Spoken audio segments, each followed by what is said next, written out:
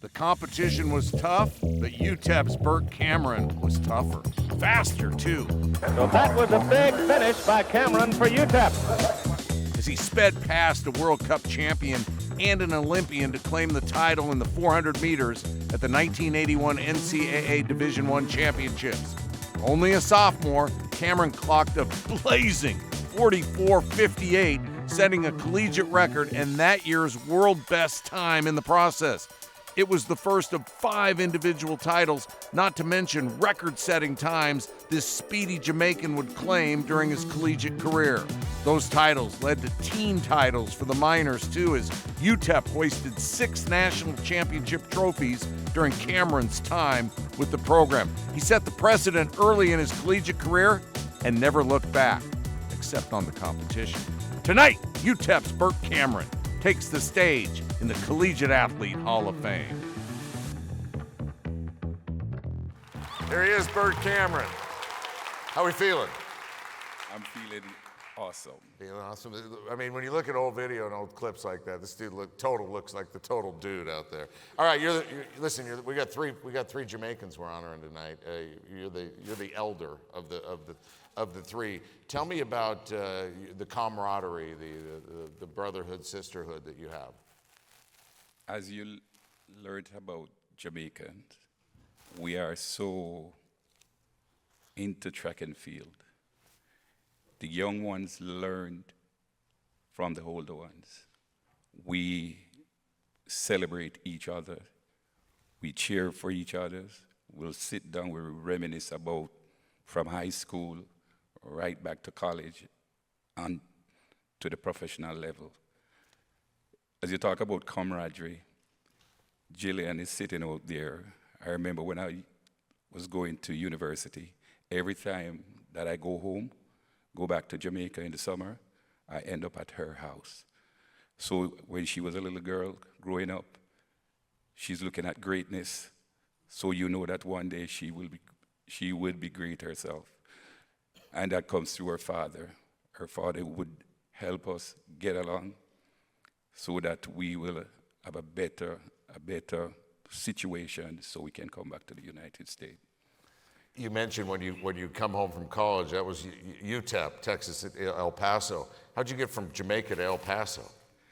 Well, it was 1979. I got so many offers to go to different schools.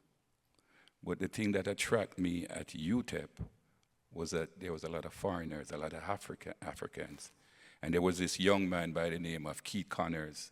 He's English. And I saw him at the Commonwealth Games while we were still in high school. And I spoke to him a little bit. And I met Larry Jesse. And Larry Jesse looked at me and said to me, "Do you want to go to UTEP?" And I said, "But I already made commitment to go to elsewhere." He said, "No, we can work that out."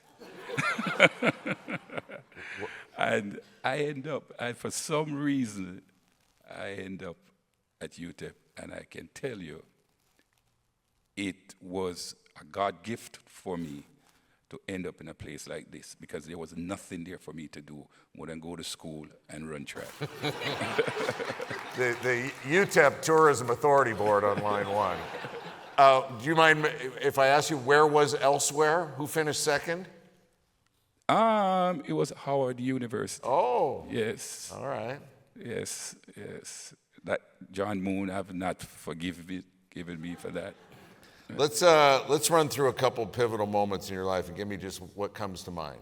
1981 NCAA Outdoors, you run a 44:58 400 meters, and LSU clinches at LSU, UTEP clinches the national title. What comes to mind is that when I look back at my career, when I was in high school in Jamaica, I've never won a race in high school in Jamaica, but I was performing very well enough to move on for a scholarship. And after that, my first year when I won the NCAA, that was in Texas, as a freshman, I realized that everybody that I used to run with was all now behind me.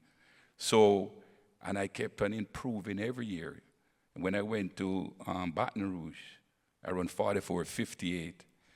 And when I finished the race and looked up, I could not believe that I ran that fast because that was the first time I'm breaking 45 seconds. And if we had spikes like what they have now and the track like that they have now, I probably would have run 43.5. So what came back to me is that, boy, these young athletes are lucky. Now they have all these things to help them, to put them with the times that they're running now. So you line them up with me back then and now, I probably would have run faster. I'm not betting against him right now if he runs against him. You mentioned the Jamaican pride. How about 1984 LA? You're holding the country flag. Yes, I remember I was a flag bearer, and I remember our Prime Minister from Jamaica, he was there. We had people like Merlin Ottey, we have great athletes, but Donald Quarry, but it was my time. You know, it was my time then. I was the person who was carrying the flag, and like the only male athlete who is doing all the wonderful things for Jamaica. And I look at myself and I said one day that the only way I can lose this gold medal in the 1984 Olympics if something happened to me. And eventually what happened that in my semifinals, I was ready. I was so ready. I was going to change my life now. And as soon as I came off the first bend, that means about 110 meters, I hurt my hamstring. But with the will and the power of a Jamaican athlete, we know that we're not privileged. And this is the thing that's going to help me put myself, my family, and everybody that I know out of certain situation. So I just decided that I will not stop. And every time I put my leg down, the pain getting worse.